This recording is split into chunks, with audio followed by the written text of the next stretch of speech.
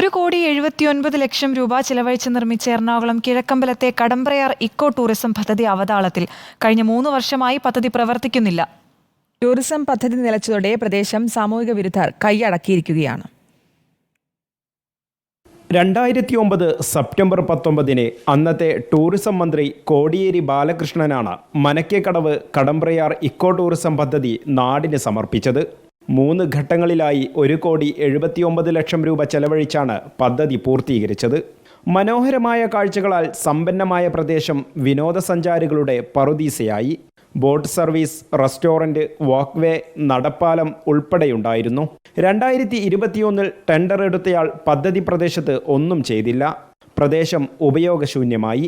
ഇതോടെ സാമൂഹിക വിരുദ്ധർ താവളമാക്കി. കടമ്പ്രയാർ എക്കോ ടൂറിസം എന്ന് പറഞ്ഞ് തുടങ്ങിയിട്ട് ആദ്യം ഈ ഒരു ബിൽഡിംഗ് വന്ന്, ഈ ബിൽഡിംഗ് കഴിഞ്ഞിട്ട് ഈ പാലത്തിൻ്റെ അപ്പുറം വേറെ ഒരെണ്ണം പുതിയത് വന്നിട്ട് അത് നിർത്തി ഇപ്പോൾ ഇത് നിർത്തിയ അവസ്ഥയാണ്. കാരണം വന്നത് ഫുള്ളും കപ്പിൾസ് ആയിട്ടുള്ള ആൾക്കാർ, കാര്യങ്ങൾ തന്നെ കച്ചവടമുള്ള ഫാമിലീസ് വരില്ല, ഇങ്ങനത്തെ പ്രശ്നം ഇവിടെ നടക്കണമുണ്ട്. ഇക്കോ ടൂറിസം പദ്ധതി നവീകരിക്കാനുള്ള ശ്രമത്തിലാണ് ഇപ്പോൾ ടൂറിസം വകുപ്പ്. 3 വർഷത്തേക്ക് 6,12,000 രൂപയ്ക്ക് ടെൻഡർ നൽകിയിട്ടുണ്ട്. നവീകരണ പ്രവൃത്തികൾ ഉടൻ തുടങ്ങുമെന്ന് ജില്ലാ tourism promotion council secretary Satheesh Miranda. Kadambrayar നമ്മുടെ ജില്ലയിലെ വളരെ മനോഹരമായിട്ടുള്ള ഒരു ടൂറിസം ഡെസ്റ്റിനേഷനാണ്. അത് വേണ്ട രീതിയിൽ ശ്രദ്ധിക്കപ്പെടാതെ കിടക്കുകയായിരുന്നു.